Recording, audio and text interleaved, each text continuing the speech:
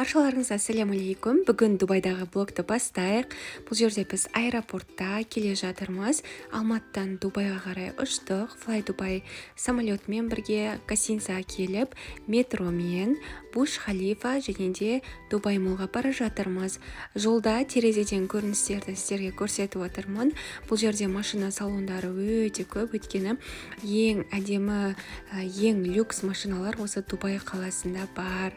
Дубай молдың іші жайлап кіріп келе жатыр. Қараңыздар, бірнеше қабаттан тұрады. Біз өткені осы қабаттан төмен түсе бердік, таусылмайды ғой. Ал мынау бізде екінші қабаты болуы мүмкін, өткені біз осы жерден келдік та. Бұл жерде әлемдік брендтер бар: Dior, Chanel, Louis Vuitton, Guerlain секілді. Қараңыздар, мынау мысалы Dior бутигінің іші. Бұл жерде в основном духилар сатады, сосын косметика бар. Қараңыздар, духиларын осындай флаконға құйып қойған. Ішін өте әдемі жасаған айналар бар. Одан кейін барып осындай әшекейлер де сатылады екен. Сумкалар, очкилер. Келесі бутик бізде Ив Сен Лоранның негізінен косметикасы және де сумкалары өте жақсы. Косметикасынан тональный кремі маған қатты ұнайды, әлі күнге дейін қолданамын. Оң жақта бізде Шанель дүкені көрініп тұр. Сол Шанельге кірейік. Шанельде в основном косметика өздеріңіз көріп тұрғандай. Келесі бізде осындай кафешкалар бар. Әдемі дизайнда ерекше етіп жасалған. Одан кейін барып осындайда кафешкалар бар, прям тып-тыныш, спокойно болып тұратын.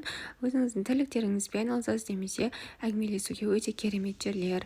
Арнайы очки сататын осындай магазиндер де бар Дубай молдың ішінде. Уже сырты, яғни коридоры осындай машинамен де жүреді, өйткені ішінің үлкендігінен бұл кірік аралап үлгермесін. Ал мына дүкеннің дизайнын қараңыздар, өте ерекше. Бұл аяқ киім сататын дүкен. Геометриялық фигуралардың пішінде жасалған екен. Ары қарай жүре берейік. Мына жерде кофейня тұр, яғни пирожный, одан кейін бар кофе, сондайлар сатады, сладости. Тоже әдем, уютный жер екен.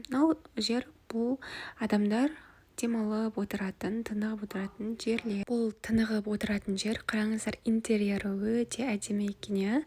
Осылай адамдар отырады. Ал мынау осындай статуэтка тізілген моншақтар секілді жасалған. Тоже әдемі. Мынақта Лето деген ресторан бар екен дәл жанында. Ары қарай жүре берейік. Эскалатормен төмен түсуге де болады. American Rage дегенде бутиктер бар. Ал мынау Джорданның угологы, яғни осындай спорттық киімдер сататын бутикте интерьер жасап қойған, әдемі ғой. Келесі арғай жүре береміз. Жоғарысын қараңыздар, торговый домның өте үлкен екендігі осы жерден көрініп тұр. Адамдар фотоға түсіреді немесе просто қарап тұрады. Бутиктердің саны да өте көп. Әлемдік брендтерден бастап масс-маркетке дейін бар. Әсіресе H&M деген бутик негізінен басқа елдерде, яғни үлкен қалаларда көп таралған. Ал мына статуэтканы қараңыздар, тас тұр ғой, ауада тұр да. Бұл магнит арқылы осылай тартылып тұр екен. Тоже әдемі көріністердің бірі. Зегна деген ерлер дүкені. Ары қарай жүре берейік. Қараңыздар, арабтардың ерлері ақ түсті, әйелдері қара түсті киінеді. Тура жүре береміз. Louis Vuittonның магазині өте әдемі. Ішінде киім, сумка сатылады. Сыртындағы осындай интерьер жасап қойғаны. Чемодан білесіздер ма? Louis Vuittonның ең алғашқы өнімі осындай чемодан болатын. Ал мынау дүкен аяқ киімдер сататын. Қараңыздар, аяқ киімдерді қалай іліп қойған. Жақсы идея, бизнес идея ретінде. Ал мына жерде Rituals деген магазин, яғни тынығуға арналған заттар, кремдер, полотенце, сондай адамның денесі тынығу үшін бұл жерде барлығы бар екен. Sephora деген косметиканы сататын әйгілі магазиндердің бірі. Оның ішіне бірақ кірген жоқпыз. Ары қарай төмен түсе бердік. Біз түсіп жатыр, тура осындай этаждар шығып жатыр, тіпті шегі жоқ па деп ойлаймын. Ал мына фонтандарға келетін болсақ, мағынасын түсіндірейін.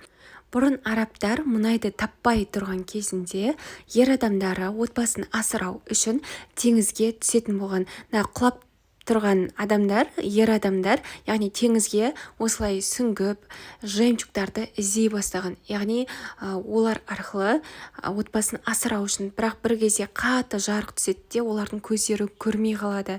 Сондықтан да сол ер адамдардың құрметінде осындай фонтанды символ етіп қойғанда, отбасын асырауға кеткен ер адамдар, оларды біз құрметтейміз, оларды естен шығармаймыз деген мақсат ретінде 2009-дан бері осы Дубай молдың ішінде бар.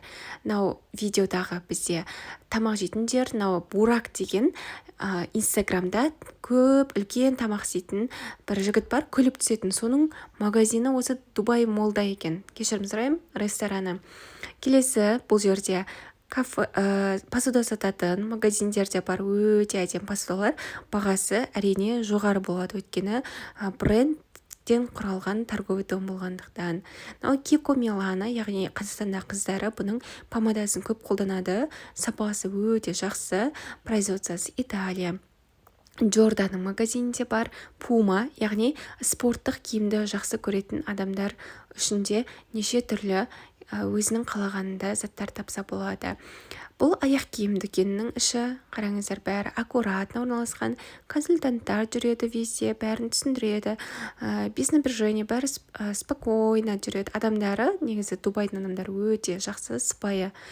Келесі қараңыздар, аквариумда осындай әдемі балықтардың бейнесін тамашалай аласыздар. Бұл бізде H&M деген дүкеннің іші. Қараңыздар, бұл дүкенде көбінесе база бар. Қазір бізде қыздарда қоңыр, қара, серый, бежевый цветтер модада, яғни ол цветтерді қайда кие берсең де адамдардың есінде негізінен қатты сақталмайды да. Егер қатты розовый, қатты жасыл кисе, уже адамдар қайда кие бере ма дегендіктен осындай базовый цветтерді алған дұрыс деп санаймын. Және де адамдарды ашатын цветтердің бірі. Орамалдағы қыздарда осы жерден образ құрастырсаңыздар болады. Джинсовый мен бежевый өте әдемі үйлесім береді. Тельняшканы да көріп тұрмыз. Қара цветте базаға жатады, бірақ мен соңғы кезде қара түсті киімдерді мүлдем кимейтін болдым. Гардеробымда мүлдем қалмады десем де болады. Ары қарай жүре береміз. Бұл жерде 149 деген цифраны көріп тұрсыздар ғой. Бұл арабтардың ақшасы, яғни 149 дирхам деп тұр. Ал дирхам, бір дирхам 129 теңгеге тең. Мына жерде осындай шуба да бар екен. Әдемі, ұстағанда жұмсақ болып тұр. Бағасын көрген жоқпын. Ал мынау бұрыш, қара түсті киімдердің бұрышы, пальто, осындай вечеринкаға арналған көйлектер бар. Ал мынау бұрыш, ол қызыл түсті киімдер. Есте сақтай, қызыл түсті киімдер үстінде болса, свитер, футболка болса, астында джинсы болса, ашық цветті өте әдемі жарасады, қызыл мен джинсы. Ары қарай жүре берейік. Бұл жерде рубашкалар да бар, футболка алдым мен өзіме, материал өте қатты ұнады. Денеде өте жұмсақ болады, және де иіс шығармайды екен. Мен соған қатты таң қалдым. Келесі, бұл жерде жасыл түсті де базалық киімдер бар екен. Ары қарай жүре берейік.